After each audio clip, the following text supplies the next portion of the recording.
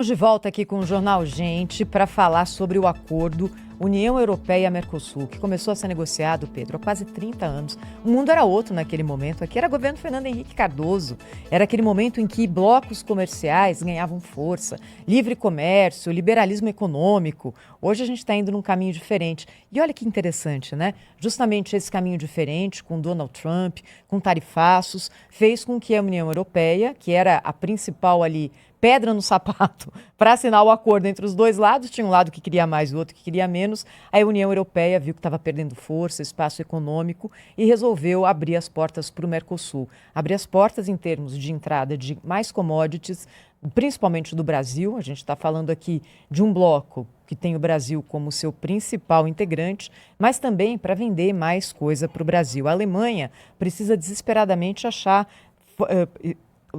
focos de compra dos seus produtos industriais. É difícil competir com a China, né, Pedro? E aí a Alemanha tem essa esperança. A Alemanha sempre foi a maior defensora dentro do bloco europeu da assinatura desse acordo. Itália, Polônia, França, Irlanda, os países que têm uma agricultura mais forte dentro das suas economias e que têm uma agricultura que recebe muito subsídio estatal, foram contra. A Itália mudou de posição e só por isso que o acordo agora está indo para frente, porque a França o tempo todo disse que não queria esse acordo. Agora o Brasil deve estar preocupado também com a possibilidade de entrada de alguns produtos europeus que vão chegar aqui mais baratos. Por exemplo, é o caso do vinho. Mas a gente tem um convidado chegando, né, Pedro? É isso aí, o professor Daniel Vargas, da Fundação Getúlio Vargas, está conosco, é um especialista no assunto para trazer algumas considerações aqui, a repercussão dessa notícia que saiu agora cedo pelo horário de Brasília. Professor Daniel, seja bem-vindo, bom dia para o senhor. O acordo foi assinado, mas que acordo? Quais são as condições? Esta que é a pergunta que todos querem a resposta. O que o senhor já tem de sinalização? Tem algum indício aí do que nós temos nesse acordo que foi anunciado agora há pouco? Muito bom dia. Bom dia, Pedro. Bom dia, pessoal. Um prazer voltar a falar com vocês. Duas considerações preliminares, Pedro. A entrada em vigor do acordo Mercosul-União Europeia é uma maratona. Eu diria que a gente está na metade dela, mas ainda tem um belo percurso pela frente. Isso porque existem etapas formais que devem ser cumpridas para que esse acordo seja finalmente concluído. Uma etapa importante é essa que acontece com a aprovação pelo Conselho, que é uma espécie de poder executivo ali no Conselho na União Europeia, e esta aprovação, o Conselho, melhor dizendo, que reúne os países da União Europeia, e agora essa era um dos grandes eixos de batalha que agora parece superado. A partir daí, o acordo precisa passar por algumas outras etapas. Uma delas é que ele seja ratificado, não é, simbolicamente, nessa reunião que deve acontecer nos próximos dias, caso a líder europeia de fato venha ao Mercosul para assim fazê-lo, e depois ele precisa ser aprovado no Parlamento Europeu. E aqui existe um outro imbróglio, por assim dizer, porque uma maioria simples poderia vetar esse acordo. A partir daí, ele também precisará ser submetido à apreciação dos parlamentos nacionais. E outra vez existem aqui possíveis impasses. De todo modo, uma barreira foi transposta e agora tudo indica que ele será de fato avançar, né? Ele vai seguir nessa peregrinação. Agora, endereçando o seu ponto, Pedro, existem algumas questões que se tornaram mais sensíveis no meio desse caminho. Uma delas foi a aprovação de uma série de salvaguardas pela União Europeia para blindar, por assim dizer, agricultores que estavam com receio da competição com produtos aqui da América Latina, em particular do nosso Mercosul, e isso, naturalmente, cria limites para aquilo que nós poderemos vender para eles, em contraprestação àquilo que nós vamos receber da União Europeia. E por isso mesmo, durante esse processo de negociação das salvaguardas, alguns setores da produção brasileira levantaram a mão e disseram: olha, eu não sei se esse acordo é tão vantajoso assim, como parecia naquele primeiro momento. De todo modo, este é o cenário atual. A gente vai precisar ainda avaliar com detalhes o que isso vai significar em termos econômicos para nós. Último ponto, Pedro, É importante entender que está em jogo agora também não é apenas um acordo econômico de trocas, é uma relação geopolítica. No momento em que o mundo vive tensões imensas, haja visto o que tem acontecido agora na Venezuela, a nova posição do Trump, inclusive na Groenlândia, que é território europeu, e tudo isso abre portas para se criarem novos blocos de coalizão, que vão muito além de uma relação econômica de curto prazo, mas que significa uma relação de proximidade, de colaboração, de investimentos recíprocos e também, quem sabe, de proteção. Professor, deixa eu lhe perguntar, o senhor falou aí sobre uma série de passos que precisam ser dados a partir desse movimento que nós vimos, essa barreira que foi transposta. E a minha dúvida é sobre aspectos formais. Quer dizer, vai ter de se passar pelo Parlamento Europeu, o senhor mencionou a maioria simples que pode derrubar o acordo e depois a homologação pelos parlamentos dos países propriamente ditos.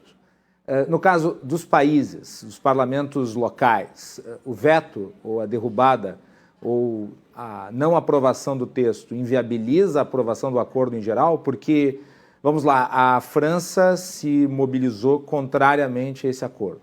E é bem provável que no parlamento francês o acordo não passe. Se não passar no parlamento francês, o acordo em geral vai à breca? Como é que funciona isso? Olha, existe uma dúvida sobre quais vão ser os detalhes dessa natureza do acordo. Por quê? Porque, a depender de como ele seja concebido ali nas negociações dentro da própria Comissão Europeia, ele pode ser tratado como um acordo de competência exclusiva da União Europeia ou como chamado acordo misto, em que a competência é compartilhada pelos Estados. Eu confesso que esse é um tema que ainda não está claro para mim, nesse momento, juridicamente, das negociações que estão acontecendo lá. Por que isso é relevante? Porque se ele for tratado como um acordo de competência exclusiva da União Europeia, a partir do momento que ele é aprovado pelo Parlamento Europeu, a atuação dos Estados nacionais fica limitada e, portanto, não haveria tanto espaço para esse veto em nível nacional. Se ele for percebido ou tratado como um acordo misto, neste caso, se abre uma brecha para que, após a aprovação do Parlamento Europeu, ele seja, então, submetido aos parlamentos nacionais. Por que isso é relevante? Porque nós temos um exemplo particular em que um acordo celebrado pela União Europeia com o bloco do Canadá, chamado de CETA, foi aprovado pelo Parlamento Europeu, em seguida submetido à apreciação de parlamentos nacionais, e lá na Bélgica, a Valônia, dentro do regime político belga, se manifestou contrário à aprovação desse acordo, o que impediria a Bélgica de ratificá-lo, o que, por sua vez, colocava um impasse para que esse acordo avançasse. Houve, neste caso em particular, que aconteceu em 2019, uma série de negociações que fez, então, com que a Bélgica finalmente revisse a sua posição. De todo modo, o que nós sabemos é que, nesse caso, na União Europeia, uma outra maratona de negociações deve acontecer.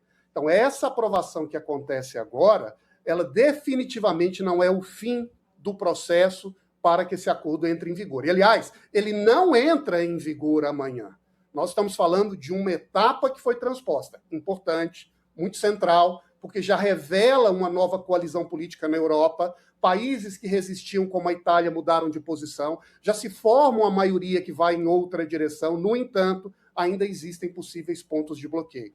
E uma dúvida que, sem dúvida, será, me perdoe aqui o pleonasmo, mas endereçada, esclarecida nos próximos dias, ou quem sabe ainda logo mais, será exatamente como essa aprovação agora na Europa será caracterizada, como um acordo do bloco ou como um acordo compartilhado com competências e países que, portanto, terão mais margem para interferir na aprovação ou na rejeição desse acordo em nível nacional.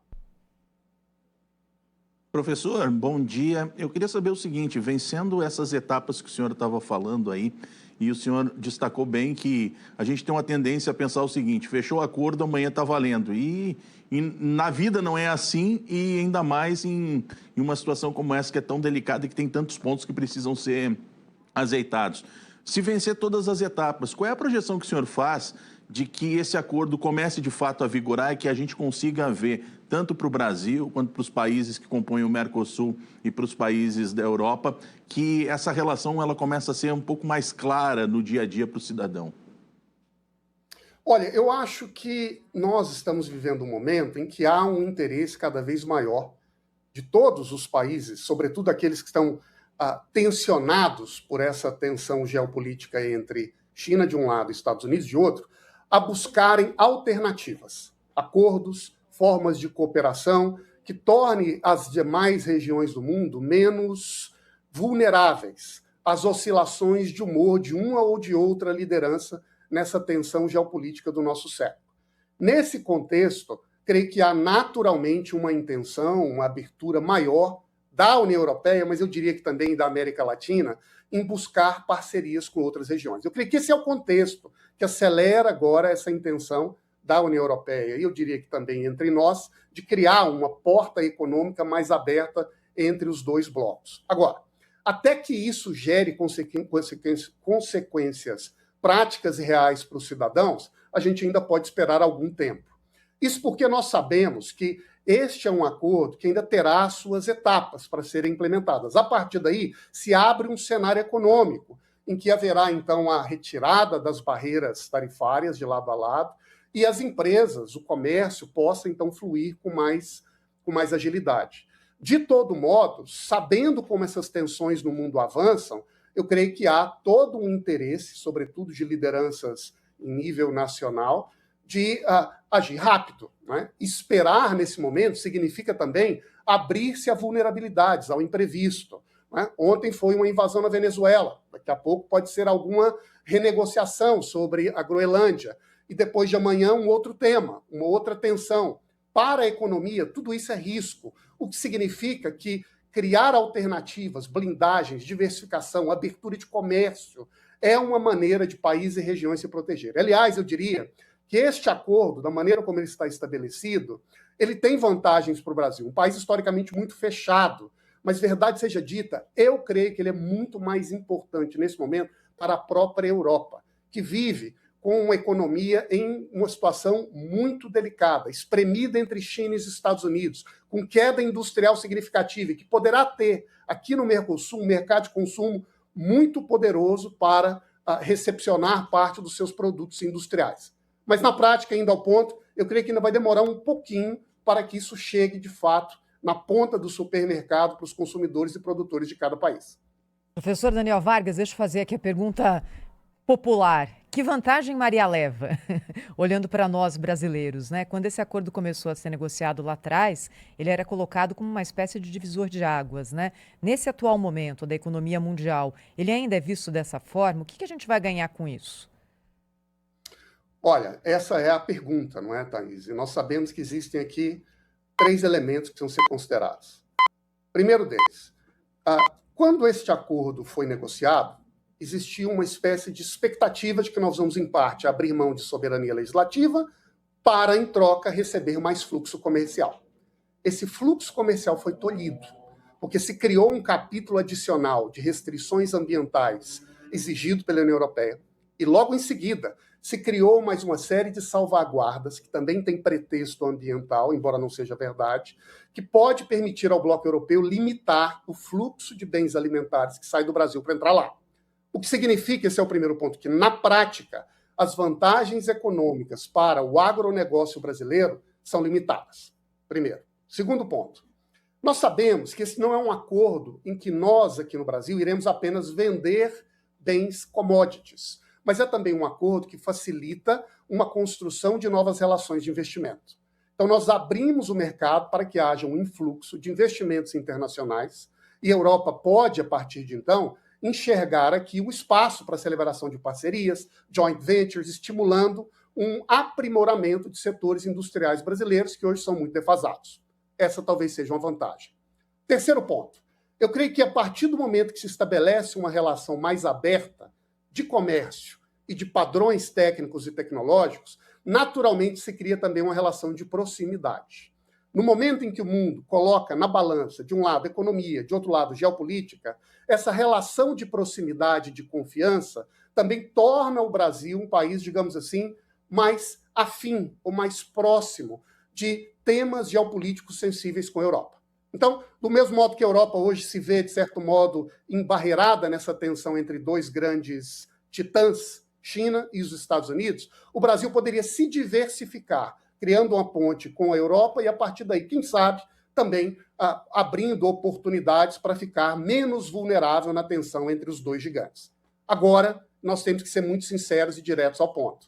A vantagem econômica de curto prazo deste acordo para a América Latina e para o Brasil em particular, agora, não é tão clara como era como esse acordo foi negociado há muitos anos atrás. E quem no Brasil, professor, vai sofrer mais? Tem mais possibilidade de ter dificuldade competitiva caso os produtos europeus cheguem aqui mais baratos?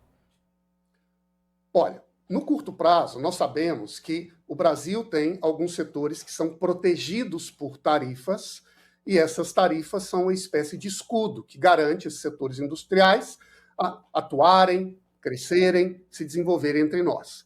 Um setor que é imediatamente atingido por este acordo deve ser o setor automobilístico, que historicamente tem sido um setor protegido, beneficiado com um conjunto de tarifas, de subsídios, e tudo isso agora passa a ser renegociado, né? Passa a ser revisto a partir da existência do acordo da União Europeia com o Mercosul. O Brasil tem também um setor farmacêutico embrionário. Nós sabemos que a Europa é um exportador poderoso de bens farmacêuticos para nós, mas esse também é um setor que pode acabar sendo atingido, apesar, né, de ter uma participação ainda pequena, digamos assim, na economia nacional. E eu diria que, em geral, toda a indústria brasileira ela tende a ser relativamente menos competitiva com a indústria europeia. É claro que nós precisamos agora segmentar, olhar para setores, cadeias em particular, mas, em geral, o jogo é esse. Nós temos uma vantagem relativa, porém agora limitada, na exportação de commodities, em particular do setor agrícola, com várias limitações impostas pela Europa, e nós temos desvantagens no setor industrial. Agora é esperar de que maneira os fluxos de investimento e de troca possam, de certo modo, amortecer essa relação e criar benefícios de lado a lado. Professor Daniel Vargas, muito obrigado por estar conosco nessa manhã aí num chamado extraordinário por conta da notícia que foi anunciada há pouco e pelas explicações dadas aqui a respeito desse assunto de acordo União Europeia-Mercosul. Um grande abraço para o senhor e até a próxima. Um abraço, até a próxima e vamos aguardar os próximos capítulos. Muito obrigada. 2026 feliz para o senhor também, professor.